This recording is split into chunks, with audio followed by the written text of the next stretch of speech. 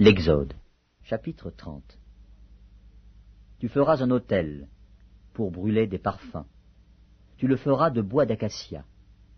Sa longueur sera d'1 coudée, et sa largeur d'1 coudée. Il sera carré, et sa hauteur sera de 2 coudées. Tu feras des cornes qui sortiront de l'autel. Tu le couvriras d'or pur, le dessus, les côtés tout autour, et les cornes. Et tu y feras une bordure d'or tout autour. Tu feras au-dessous de la bordure 2 anneaux d'or aux 2 côtés. Tu en mettras aux 2 côtés pour recevoir les barres qui serviront à le porter. Tu feras les barres de bois d'acacia, et tu les couvriras d'or. Tu placeras l'autel en face du voile qui est devant l'arche du témoignage, en face du propitiatoire qui est sur le témoignage, et où je me rencontrerai avec toi. Aaron y fera brûler du parfum odoriférant. Il en fera brûler chaque matin, lorsqu'il préparera les lampes. Il en fera brûler aussi entre les 2 soirs, lorsqu'il arrangera les lampes. C'est ainsi que l'on brûlera à perpétuité du parfum devant l'Éternel parmi vos descendants. Vous n'offrirez sur l'autel ni parfum étranger, ni holocauste, ni offrande, et vous n'y répandrez aucune libation. 1 fois chaque année, Aaron fera des expiations sur les cornes de l'autel.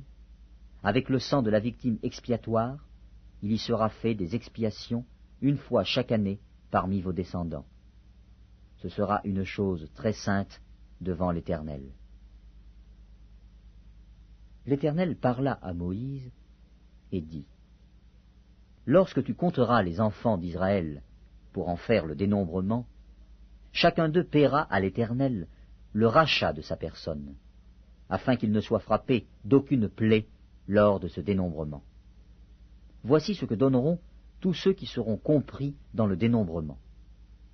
Un demi-cycle, selon le cycle du sanctuaire, qui est de 20 guéras.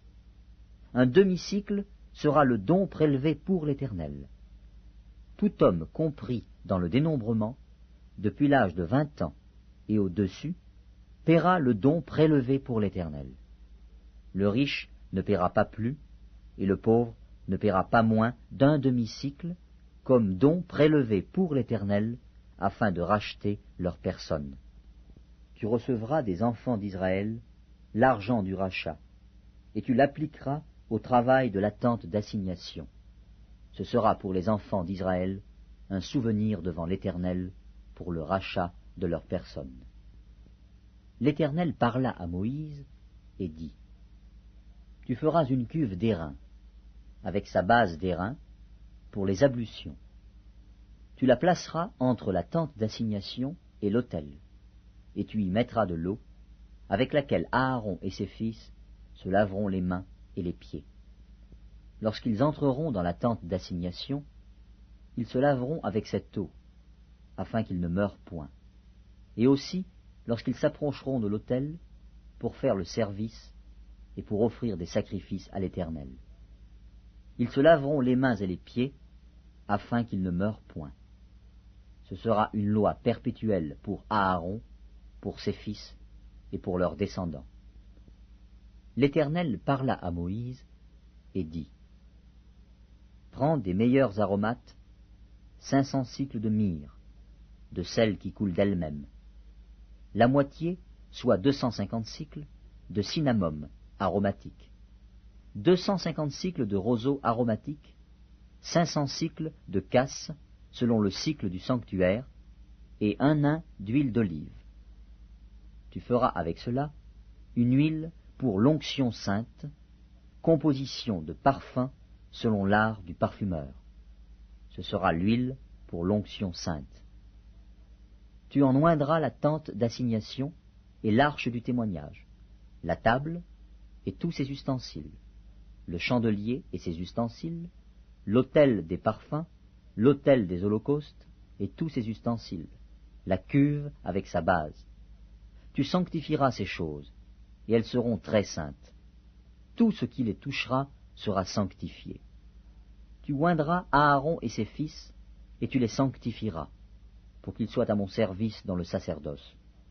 Tu parleras aux enfants d'Israël. et tu diras, ce sera pour moi l'huile de l'onction sainte parmi vos descendants. On n'en répandra point sur le corps d'un homme, et vous n'en ferez point de semblable, dans les mêmes proportions. Elle est sainte, et vous la regarderez comme sainte.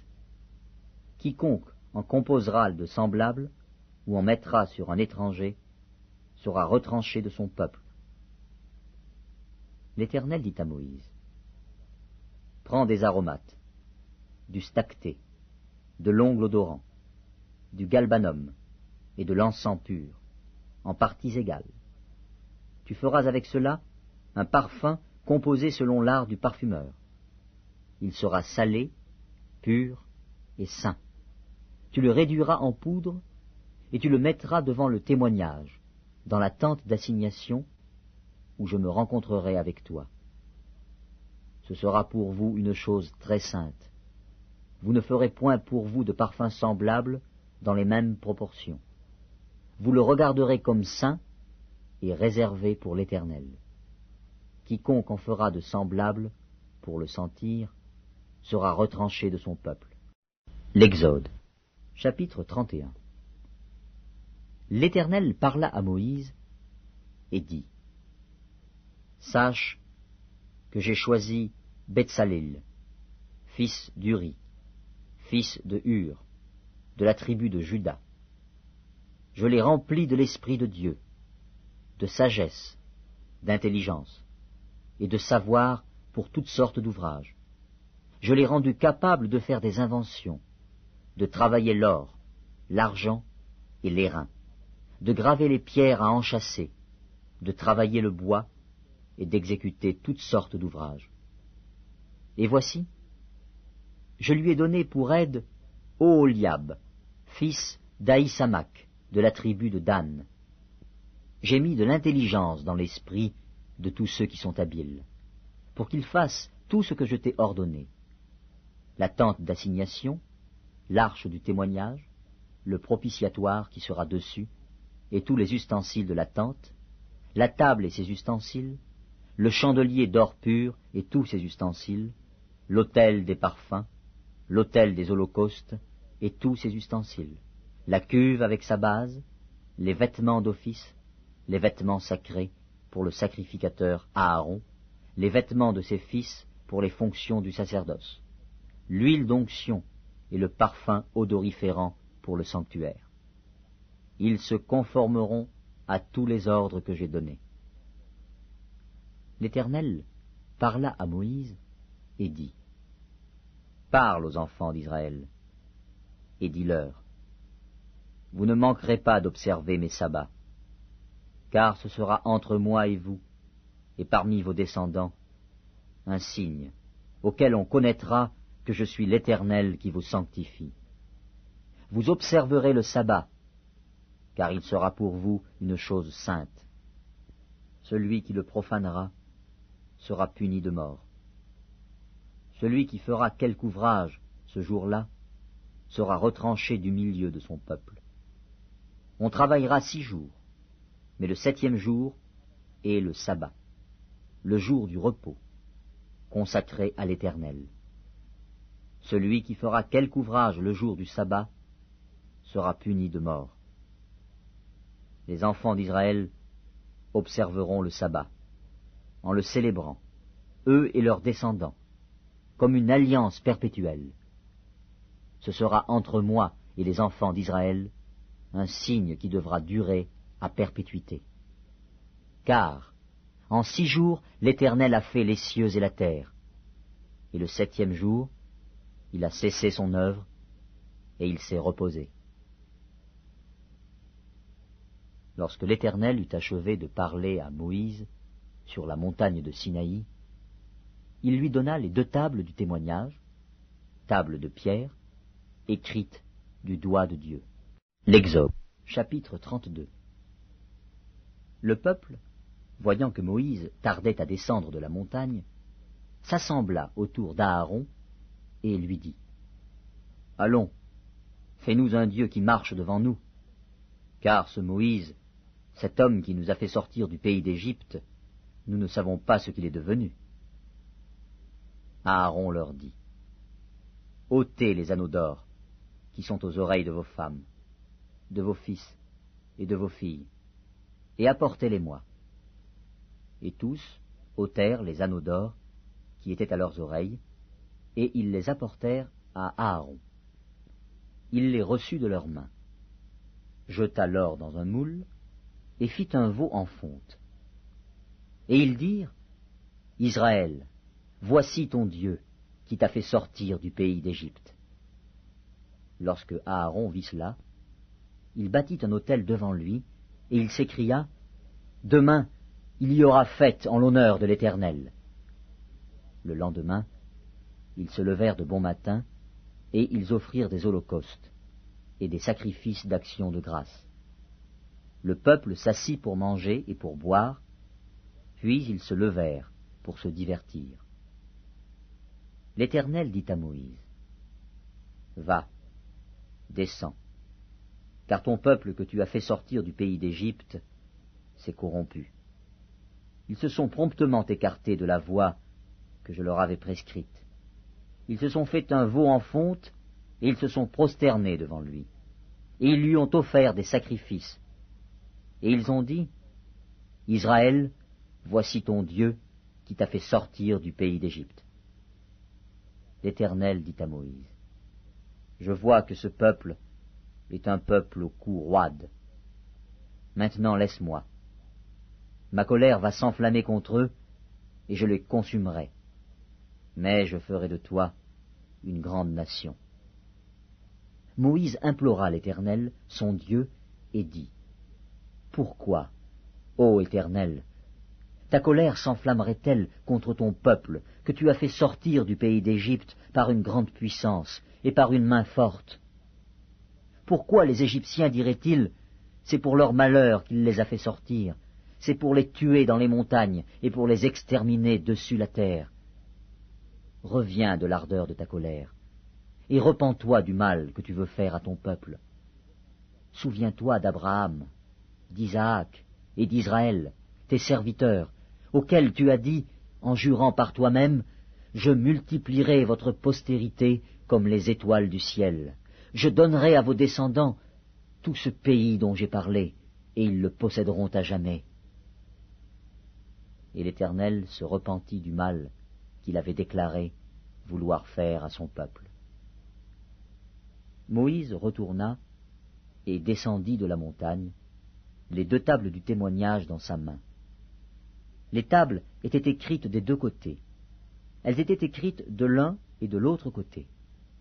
Les tables étaient l'ouvrage de Dieu, et l'écriture était l'écriture de Dieu gravée sur les tables. Josué entendit la voix du peuple qui poussait des cris, et il dit à Moïse, il y a un cri de guerre dans le camp. Moïse répondit, ce n'est ni un cri de vainqueur, ni un cri de vaincu. Ce que j'entends, c'est la voix de gens qui chantent. Et, comme il approchait du camp, il vit le veau et les danses. La colère de Moïse s'enflamma. Il jeta de ses mains les tables et les brisa au pied de la montagne. Il prit le veau qu'ils avaient fait et le brûla au feu, et il le réduisit en poudre, répandit cette poudre à la surface de l'eau, et fit boire les enfants d'Israël. Moïse dit à Aaron, que t'a fait ce peuple, pour que tu l'aies laissé commettre un si grand péché? Aaron répondit, que la colère de mon Seigneur ne s'enflamme point. Tu sais toi-même que ce peuple est porté au mal. Ils m'ont dit, fais-nous un Dieu qui marche devant nous, car ce Moïse, cet homme qui nous a fait sortir du pays d'Égypte, nous ne savons pas ce qu'il est devenu. Je leur ai dit, que ceux qui ont de l'or s'en dépouillent, et ils me l'ont donné. Je l'ai jeté au feu, et il en est sorti ce veau. Moïse vit que le peuple était livré au désordre, et qu'Aaron l'avait laissé dans ce désordre, exposé à l'opprobre parmi ses ennemis. Moïse se plaça à la porte du camp et dit, « À moi ceux qui sont pour l'Éternel !» Et tous les enfants de Lévi s'assemblèrent auprès de lui. Il leur dit, « Ainsi parle l'Éternel, le Dieu d'Israël. que chacun de vous mette son épée au côté. Traversez et parcourez le camp d'une porte à l'autre, et que chacun tue son frère, son parent. » Les enfants de Lévi firent ce qu'ordonnait Moïse, et environ 3000 hommes parmi le peuple périrent en cette journée. Moïse dit, « Consacrez-vous aujourd'hui à l'Éternel, même en sacrifiant votre fils et votre frère, afin qu'il vous accorde aujourd'hui une bénédiction. » Le lendemain, Moïse dit au peuple, « Vous avez commis un grand péché. Je vais maintenant monter vers l'Éternel. J'obtiendrai peut-être le pardon de votre péché. » Moïse retourna vers l'Éternel et dit, « Ah, ce peuple a commis un grand péché. Ils se sont fait un dieu d'or. Pardonne maintenant leur péché. Sinon, efface-moi de ton livre que tu as écrit. » L'Éternel dit à Moïse, « C'est celui qui a péché contre moi que j'effacerai de mon livre. Va donc, conduis le peuple où je t'ai dit. Voici, mon ange marchera devant toi, mais au jour de ma vengeance, je les punirai de leurs péchés. » L'Éternel frappa le peuple, parce qu'il avait fait le veau fabriqué par Aaron.